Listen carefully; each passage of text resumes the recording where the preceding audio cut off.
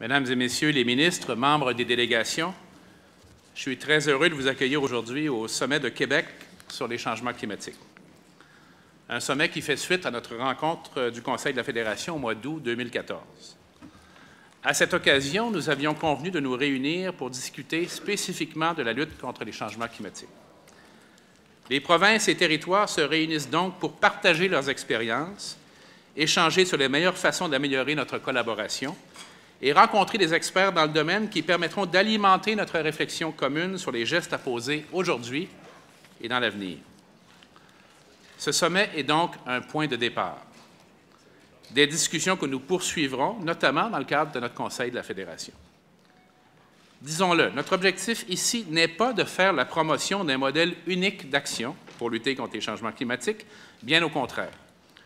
C'est dans la diversité des gestes et l'adaptation de ceux-ci à nos réalités respectives que chacune pourra lutter adéquatement contre les changements climatiques. Our objective here is to promote different initiatives put together by each of our provinces to fight climate change. The diversity of tools we use is a strength that we must showcase. Our exchanges today and moving forward will help us go further. Chaque province et territoire, tenant compte de son contexte géographique et économique, a une contribution à faire. Mais chose certaine, 2015 est une année charnière.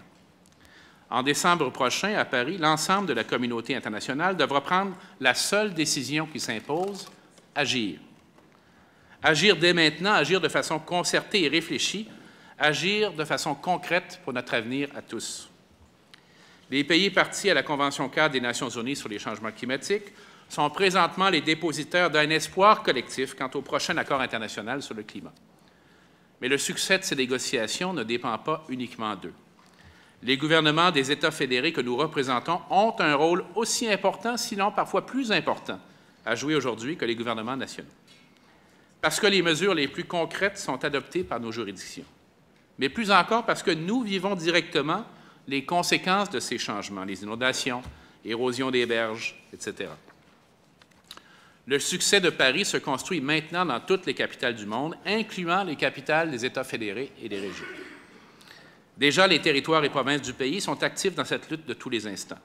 Ainsi, les provinces maritimes ont développé de robustes programmes axés sur l'efficacité énergétique et les énergies renouvelables.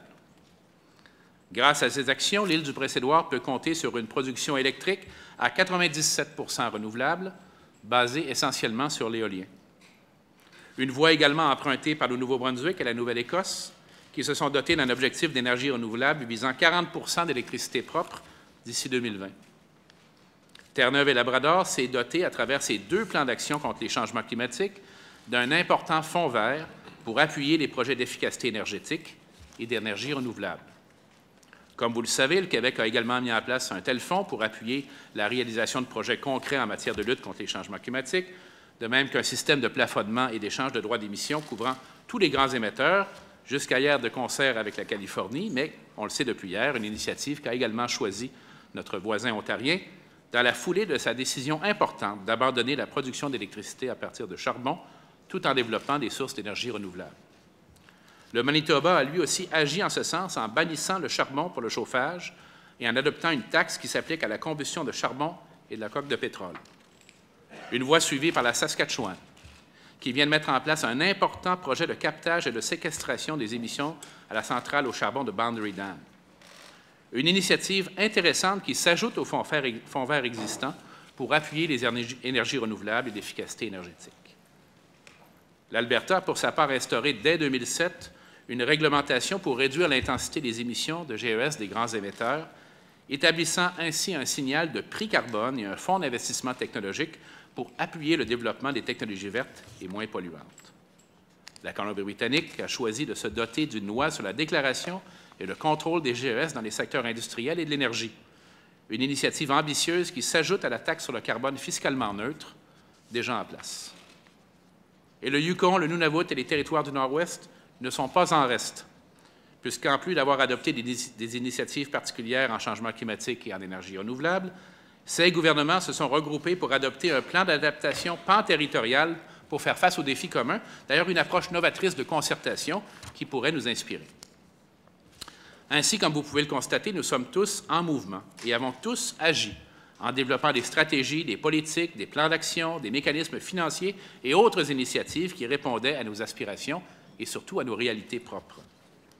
Ce que je vois derrière toutes ces initiatives, c'est une volonté commune d'apporter une contribution positive aux défis climatiques auxquels font face les provinces et les territoires de l'Atlantique au Pacifique, mais jusqu'au Grand Nord et aux rives de l'océan Arctique, une région qui vit directement et intensément les impacts du réchauffement planétaire. Les États américains, comme nos partenaires du Vermont et son gouverneur Peter Shumlin, sont fortement engagés dans l'adoption de mesures qui permettent le développement d'une économie plus sobre en carbone. Pensons au marché régional du carbone de la Nouvelle-Angleterre, le Regional Greenhouse Gas Initiative, ou RGGI. Le Canada a une obligation de résultat. C'est notre leadership à tous, notre crédibilité sur la scène internationale, mais aussi le développement économique et le bien-être de nos sociétés qui sont en jeu. Nous le savons, les changements climatiques soulèvent des enjeux environnementaux, économiques et sociaux de la plus haute importance. Ainsi, il est nécessaire que nos gouvernements mènent des actions concertées afin d'y répondre de la façon la plus efficace qui soit. L'intégration des changements climatiques dans le cadre de la stratégie canadienne de l'énergie et au sein du Conseil canadien des ministres de l'Environnement, la déclaration commune sur les changements climatiques annoncée notamment par l'Ontario, la Colombie-Britannique et le Québec en décembre dernier, ainsi que la tenue prochaine du Sommet des Amériques sur le climat à Toronto, sont autant d'exemples de notre capacité à travailler conjointement pour relever le défi et construire une économie plus sobre en carbone. Certaines données publiées le mois dernier par l'Agence internationale de l'énergie nous indiquent que l'économie mondiale a cru de 3 % alors que les émissions de gaz à effet de serre provenant du secteur énergétique demeuraient stables. C'était la première fois en 40 ans qu'une stabilisation des émissions de GES n'était pas due à un ralentissement économique. Ce constat est très important, car il défait enfin le mythe voulant que les efforts pour réduire les émissions de gaz à effet de serre nuisent au développement économique. Au contraire, la lutte contre les changements climatiques favorise déjà l'essor de secteurs économiques très prometteurs, comme ceux des technologies propres et de l'efficacité énergétique. Ça crée des emplois de qualité en plus d'augmenter notre sécurité énergétique. Sans compter les bénéfices importants qu'entraînera la transition vers une économie verte, l'amélioration de la qualité de l'air, de la santé publique et de la qualité de vie de nos concitoyens. Ce message est particulièrement important parce que pour réussir, nous devons recueillir l'adhésion de nos concitoyennes et de nos concitoyens. Et surtout résister aux faux choix qu'il faudrait, selon certains, faire entre l'action climatique et le développement de nos économies. Mes chers collègues, soyons plus exigeants, soyons plus ambitieux. Visons une nouvelle économie, une nouvelle croissance, de bons emplois grâce à nos initiatives de réduction des gaz à effet de serre. La lutte contre les changements climatiques fait partie intégrante du développement et de la relance économique. Nous avons tout à gagner et à exploiter ensemble et dès maintenant notre immense potentiel de créativité et d'innovation. Nous savons tous que ces technologies font partie de notre avenir économique. Les collègues qui, comme moi, ont participé à notre mission commune en Chine ont pu constater que cette grande économie, l'économie chinoise, l'a très bien compris et agit en conséquence. Ce qui crée encore plus d'occasions de croissance pour nos entreprises qui peuvent alors exporter leur expertise.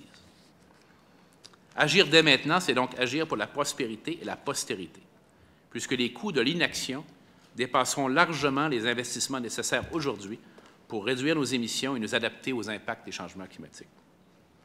Agir dès maintenant, c'est aussi prendre soin de la santé de nos citoyens, c'est assurer un avenir durable à nos enfants. Nos concitoyens, nos enfants et les générations à venir nous jugeront sur le courage et le sérieux que nous accorderons à cette démarche.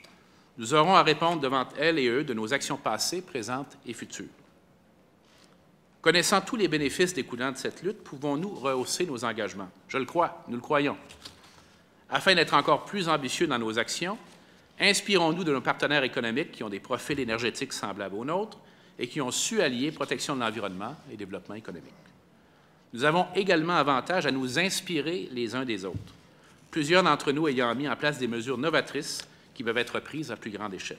Ensemble, nous possédons une capacité d'influence plus importante que lorsque nous agissons seuls. Une plus grande collaboration intergouvernementale amplifiera nécessairement la portée de nos actions et les bénéfices qui en découleront pour nos sociétés.